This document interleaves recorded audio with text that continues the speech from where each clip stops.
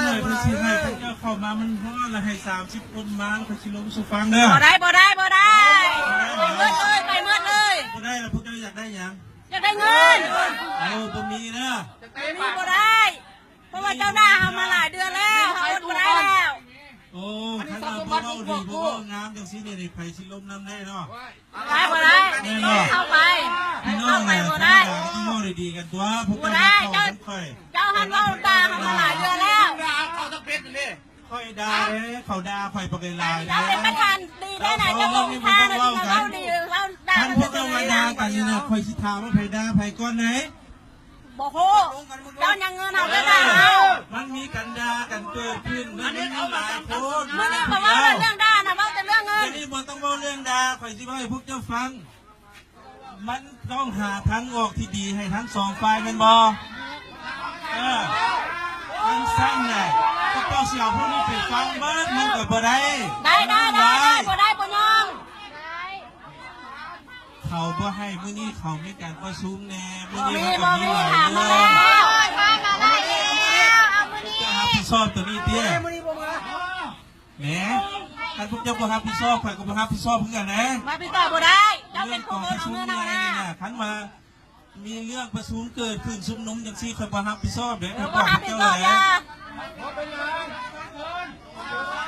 รับผิดชอบบ่ได้ให้ประธานซุปว่ากับพวกเจ้าเด้ออันนี้มันประธานเจ้าของทะเบียนส่วนค่อยเป็นมาตัวเดียวที่พวกเจ้าเห็นอยู่ซ้ำในหน้าพวกเจ้าได้เป็นมาอีกเข้าใจบ่เจ้าดาทั่วประเทศนี่ค่อยเป็นมาตัวเดียวเด้อให้ล้มบ่ได้ให้เราล้มซะค่อยเว้าภาษามา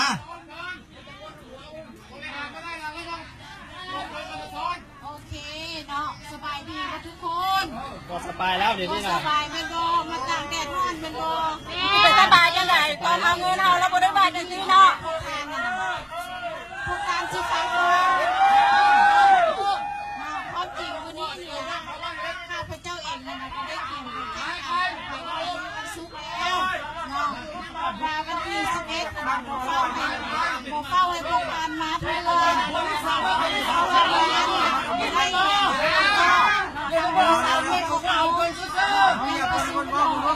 ได้แล้วอันแล้ว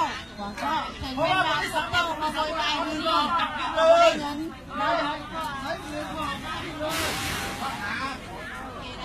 ดอกซะนั่นค่ะพวกเจ้าน่ะโวยวายแบบนี้มันไม่ได้เงินดอกโอ้ยบ่ได้บ่ยอมเด้อมื้อนี้แม่มือมาเอาสุดท้ายแล้วเด้อบ่ให้แก้เวลาอีกแล้วสิให้เขาดอกแต่ก็ดีเนาะ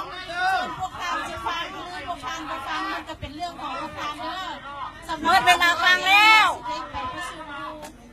น้ำภาครัฐเพิ่มอยู่ทางไหนเนาะส่วนพวกการเองยังไงส่งตัวแทนเนาะส่งตัวแทนของบ่มีตัวแทนเด้อเมื่อทุกคนนี่ล่ะตัวแทนน่ะจากนั้นให้ตัวแทนของพวกการเด้อให้ตัวแทนฟังเด้อเป็นคนนี้เนาะเข้าใจสิถามว่ามื้อใดสิได้เงิน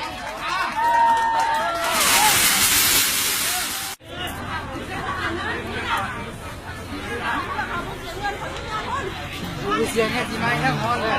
พนักงาน